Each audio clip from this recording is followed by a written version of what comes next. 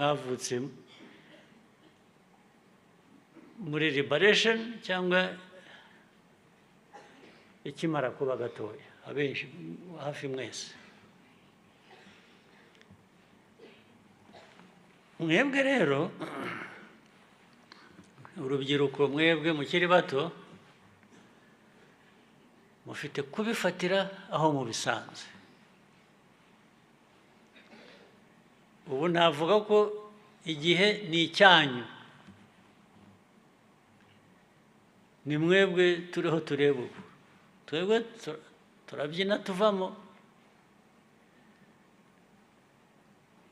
iyo ubyina uvamo rero uribaza uti ukurikiye ninde ameze ate sibyo yes twebwe ubwo tubyina tuvamo ariko tureba imbere yacu tuvuga ngo ariko hameze hate hazaba hate hazabeshwaho nande icyo gisubizo ni mwebwe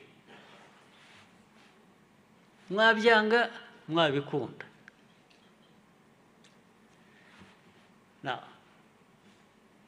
ni mubyanga rero imbere hazaba habi ndetse namwe mwabyanze bibagireho ingaruka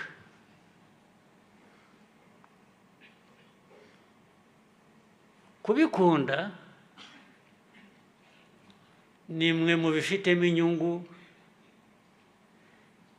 nubwo abazaba bagiye iruhande icyo gihe batwebwe natwe tuzaba tukibifitemo inyungu tuba tureba ngo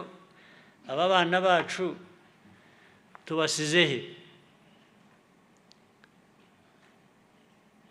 tubasize bameze bati barakomeje inzira nziza bavukiyemo ababyeyi babo babasigiye cyangwa se byose byakozwe byapfuye ubusa byarashoboka rwose gupfa ubusa abantu babohoye igihugu shyiramo politike igarura abanyarwanda hamwe politiki ijyanye n'amajyambere u Rwanda rugatera imbere rukareka guhora ari urukene rusabiriza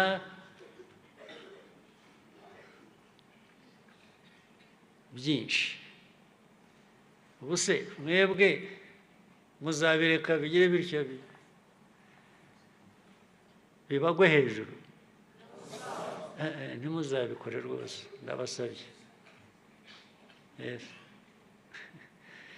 muramenye mutazakora ishyano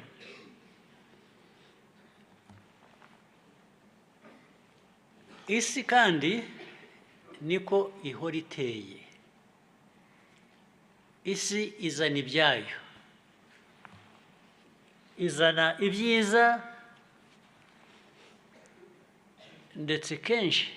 izana ibibi iyo izanye ibibi rero igasanga abantu bari aho batagira disipurine bihebye badashaka kugira icyo bakora bibera mu iraha gusa ntabwo bitinda bya bindi byubatswe kugira ngo bigwe hejuru y'abantu ntabwo bitinda rwose kuko genda bivuga n'abandi barabizi namwe aho mugeze mu myaka murimo nubwo muri bato aho mugeze n'izi nyigisho babaha murabizi mumaze kubimenya muzi aho u Rwanda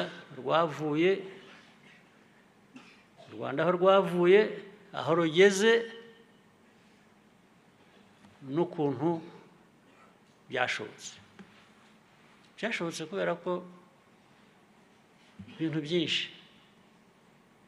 bwa bushake ya disipurine ibikorwa guhangana n'ibibazo